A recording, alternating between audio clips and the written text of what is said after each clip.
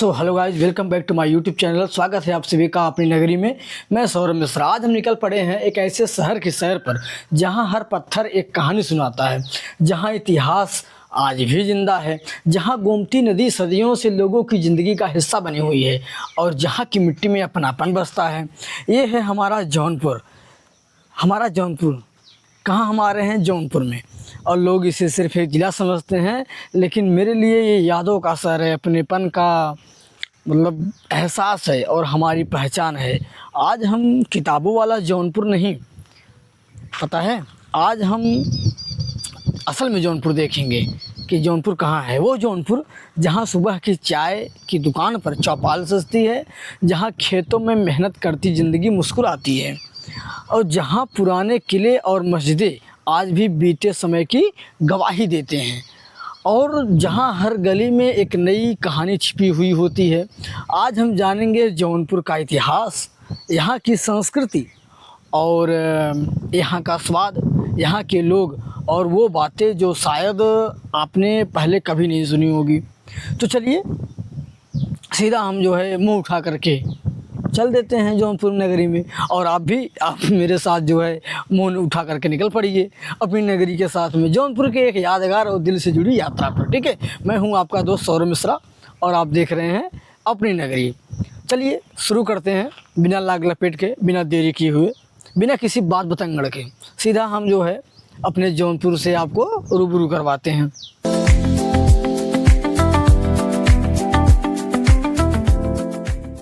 Hello guys, welcome back to my YouTube channel. स्वागत है आपका अपनी नगरी में, जहां हर वीडियो अपनी मिट्टी से जुड़ी एक नई कहानी लेकर आती है। अगर आप भी अपनी मिट्टी, अपने लोगों और अपनी नगरी से प्यार करते हैं तो हमारे साथ जुड़िए, क्योंकि असली कहानी यहीं से शुरू होती है। अगर वीडियो अच्छा लग रहा हो तो वीडियो को लाइक करें और चैनल अपनी नगरी को सब्सक्राइब करना बिल्कुल ना भूलें। और हाँ, बगल में जो है बेल आइकन दिख रहा होगा, तो बेल आइकन दबा लेने से क्या होगा कि आपको जो है मेरा जो वीडियो आएगा उसका नोटिफिकेशन आपको जल्दी से मिल जाएगा। स्वागत करते हैं आप सबको वीडियो में। चलिए वीडियो को शुरू करते हैं बिना लाग लपेट के, बिना देरी किए हुए। ठीक है, चलिए देखिए। तो साथियों, किसी भी अगर शहर को जानना हो तो उसकी इमारतों से पहले उसकी मिट्टी को समझना पड़ता है। और आज हम खड़े हैं उत्तर प्रदेश के इस ज़िले में, जहां इतिहास भी सांस लेता है और अपनापन भी सांस लेता है। ये है हमारा जौनपुर। ठीक है, जौनपुर उत्तर प्रदेश के पूर्वांचल का एक महत्वपूर्ण ज़िला है, लेकिन इसकी पहचान सिर्फ नक्शे पर बनी एक सीमा नहीं है। ध्यान दीजिएगा, एक सीमा नहीं है, तब क्या है? इसकी असली पहचान इसके लोग हैं और इसकी बोली है, इसकी संस्कृति है और सदियों पुराना इतिहास है। अच्छा, फिर इसको थोड़ा आगे देखते हैं। और सुबह की शुरुआत होते ही जौनपुर की सड़कें ज़िंदगी से भर जाती हैं। कहीं दूध वाले अपनी साइकिल पर निकल चुके हैं, कहीं चाय की दुकान पर पहली केतली पड़ चुकी है।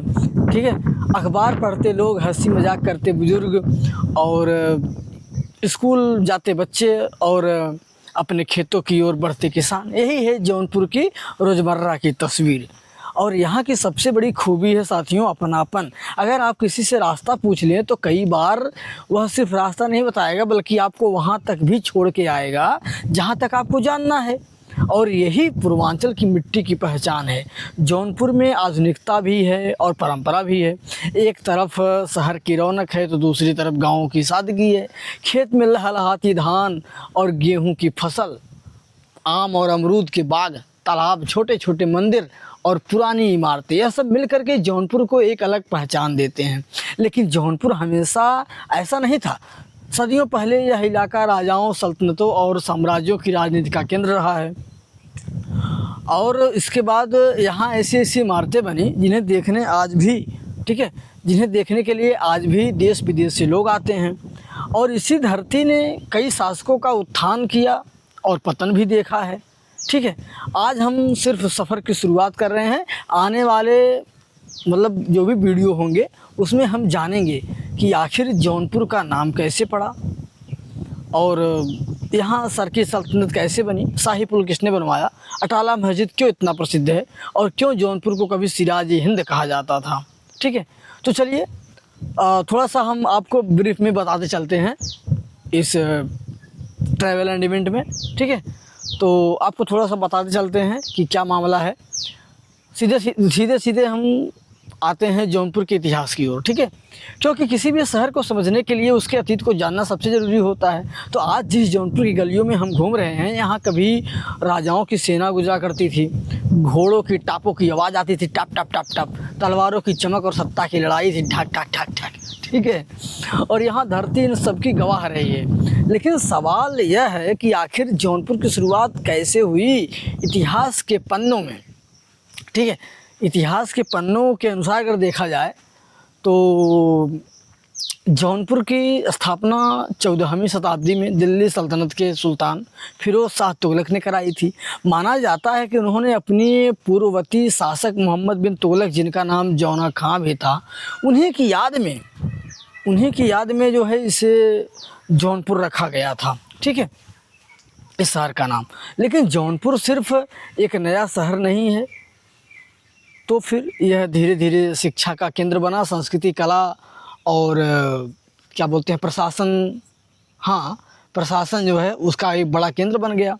और उस दौर में यहाँ दूर दूर से विद्वान, कवि, कलाकार और व्यापारी आया करते थे।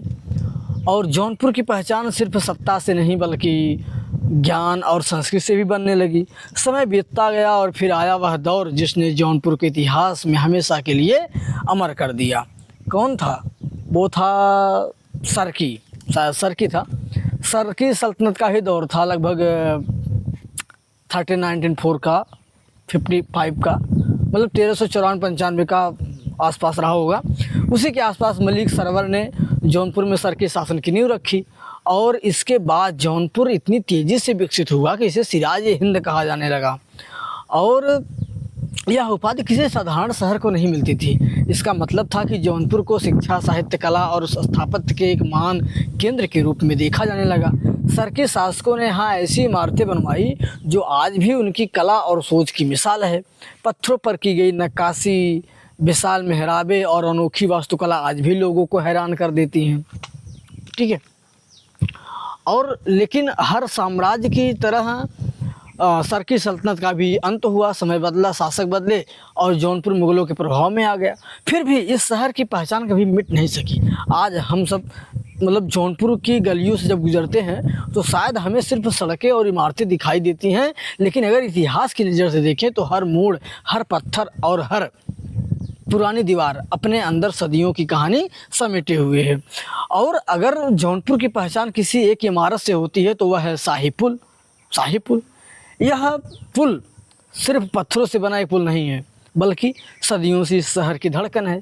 गोमती नदी पर बना है ऐतिहासिक पुल लगभग 16वीं शताब्दी के मुग़ल शासन के दौरान बनवाया गया। इतिहासकार बताते हैं कि इसका निर्माण अकबर के शासनकाल में शुरू हुआ और इसकी देखरेख अफ़गान मूल के अधिकारी कोई मुनीम थे, उन्होंने करवाई थी। तो ज़रा सोचिए, जब न आधुनिक मशीनें थी, न बड़े बड़े क्रेन थे, न तो आज के जैसे कंप्यूटर हैं, उस समय इतने विशाल पत्थरों से इतने मजबूत पुल बनाना अपने आप में एक मिसाल था, मतलब एक इंजीनियरिंग का चमत्कार था। आज भी यह पुल, वही शाही पुल, मजबूती से खड़ा है और हर दिन हज़ारों लोग इसी रास्ते से गुजरते हैं। लेकिन शाही पुल सिर्फ आने जाने का रास्ता नहीं रहा, उस पर जो है व्यापार भी होते थे, दुकान भी लगते थे, मुलाकात का भी स्थान रहा है, ठीक है। और यहीं से सैनिक अपनी यात्राएं भी शुरू करते थे। और आज भी शाम के समय यहाँ खड़े होकर के बहती गोमती को देखना अपने आप में एक अलग अनुभव है। नीचे से गोमती नदी बहती है, ठीक है। और कहा जाता है कि इस पुल की बनावट उस समय की मुग़ल वास्तुकला का बेहतरीन उदाहरण है। इसके मजबूत मेहराब, संतुलित संरचना और नदी का जो उसका बहाव था उसको ध्यान में रख कर के मतलब बनाया गया था। डिज़ाइन आज भी इंजीनियरों के लिए अध्ययन का विषय माना जाता है। सैकड़ों साल बीत गए, मौसम बदल गए, शासक बदल गए, मतलब तमाम लोग बदल गए, ठीक है, लोग बदल गए, लेकिन शाही पुल आज भी उसी शान से वहाँ पर खड़ा है, जैसे वह जौनपुर के इतिहास की रखवाली कर रहा हो। जब भी कोई जौनपुर आता है तो वह इस पुल को ज़रूर देखना चाहता है, शाही पुल को, क्योंकि यह सिर्फ एक ऐतिहासिक धरोहर नहीं है बल्कि इस शहर की पहचान भी है साथियों, ठीक है। अगर यह पुल बोल सकता तो शायद हमें मुग़ल बादशाहों की दौर की कहानी सुनाता, व्यापारियों की आवाजाही बताता और उन अनगिनत लोगों की यादें साझा करता जिन्होंने सदियों से इस पर कदम रखे हैं। अगर जौनपुर एक शरीर है तो ये जौनपुर की नदियाँ, ये जौनपुर की जो गाँव हैं, वो सब जौनपुर की धड़कन है। ठीक है, चलिए। कहते हैं कि अगर किसी शहर को सच में जानना हो तो उसकी गलियों में घूमिए, ठीक है, और उसके खाने का स्वाद ज़रूर चखिए, क्योंकि हर शहर की पहचान उसके इतिहास की जितनी होती है उतनी ही उसके स्वाद से भी होती है। और जब बात जौनपुर की हो तो सबसे पहले जिक्र आता है इमरती का। आहा, गर्मा गर्म इमरती, ऊपर से कुरकुरी, अंदर रस से भरी। ठीक है, पहला निवाला लेते ही मिठास सीधे दिल तक पहुंच जाती है। और सुबह के समय कई दुकानों पर लोगों की भीड़ सिर्फ इसी स्वाद के लिए लगी रहती है। कई लोग अपने घर लौटते समय जौनपुर की इमरती अपने साथ ले जाना नहीं भूलते हैं, क्योंकि यह सिर्फ एक मिठाई नहीं बल्कि जौनपुर की पहचान है। ठीक है, लेकिन जौनपुर का स्वाद सिर्फ मिठाइयों तक सीमित नहीं है। अच्छा, फिर कहाँ तक सीमित है उसको भी आप लोग समझिए। यहाँ की चाय की दुकानों पर भी अपना अलग दुनिया बसती है। चाय की दुकान भी अलग चलती है। सुबह की पहली चाय, राजनीति पर चर्चा, खेती की बातें, गांव की खबरें और दोस्तों की हंसी, यहीं से दिन की शुरुआत होती है। कई बार चाय का एक छोटा सा कुल्हड़ घंटों लंबी बातचीत का कारण बन जाता है। यही तो है पूर्वांचल की असली संस्कृति। जौनपुर के बाज़ारों में चलते हुए हर गली से अलग अलग खुशबू आती है। कहीं गर्म समोसे बन रहे हैं, कहीं कचौड़ी तल रही है, ठीक है, कहीं ताज़ा लस्सी तैयार हो रही है। और फिर हम बात करते हैं कि मिठाइयाँ भी बहुत दुकानों पर बनती रहती हैं, ग्राहकों की भीड़ लगी रहती है। और यही छोटी छोटी चीज़ें इस शहर को खास बनाती है। गांव में आज भी मिट्टी के चूल्हे पर बनने वाले खाने का स्वाद अलग ही होता है। ताज़ी रोटी, दाल, मौसमी सब्जियां, घर का बना अचार और परिवार के साथ बैठ कर के खाना, यही है जौनपुर की सादगी। और यहाँ खाने में सिर्फ मसाले नहीं, रिश्तों का भी स्वाद होता है। ठीक है, जौनपुर का सबसे बड़ी खूबी यही है कि यहाँ आधुनिकता तो बढ़ रही है लेकिन अपनी परंपराएं और स्वाद आज भी जिंदा है। और यही वजह है कि जो एक बार यहाँ का स्वाद चख लेता है वह इसे लंबे समय तक भूल ही नहीं पाता है। अगर आप जौनपुर को सिर्फ शहर तक देख करके लौट गए तो समझिए आपने जौनपुर का आधा हिस्सा देखा है, अभी आधा तो बचा ही रह गया, क्योंकि इस ज़िले की असली आत्मा उसके गाँव में बसती है। चलिए, हम गाँव में आ गए हैं। ठीक है, तो क्या है इस गांव में? जौनपुर का नाम आता ही सिर्फ ऐतिहासिक इमारतें ही नहीं बल्कि हरे भरे खेत, मिट्टी की खुशबू और सादगी से भरी ज़िंदगी भी आंखों के सामने आ जाती है। तो यहाँ सुबह सूरज की पहली किरण के साथ दिन शुरू हो जाता है। तो क्या होता है, किसान अपने खेतों की ओर निकल पड़ते हैं। कहीं ट्रैक्टर की आवाज़ सुनाई देती है तो कहीं आज भी बैलों के साथ खेती होती है। ठीक है, और तमाम खेती यहाँ पर होती रहती है। तो क्या होता है, यहाँ सिर्फ मेहनत ही सब कुछ है, रोज़गार तो कुछ है ही नहीं। लेकिन यहाँ मेहनत सिर्फ रोज़गार नहीं बल्कि जीवन का हिस्सा बन गई है।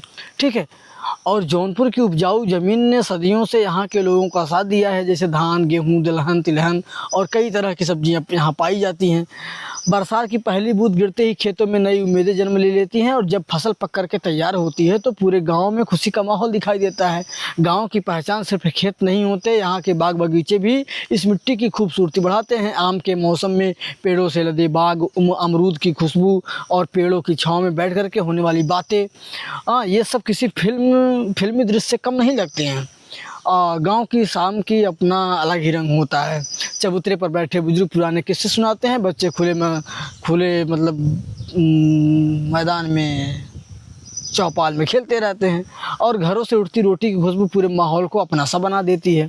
ठीक है, अब हम अपने वीडियो को यहीं समाप्त करते हैं। मिलते हैं आपसे अगली वीडियो में अगले मुद्दे पे। मुद्दा मतलब ये कि अगली सोसाइटी में आपको लेके चलेंगे। ये अपना नगरी आप देख ही रहे हैं। ठीक है, अपना नगरी कैसा आप जानते ही हैं। चलिए,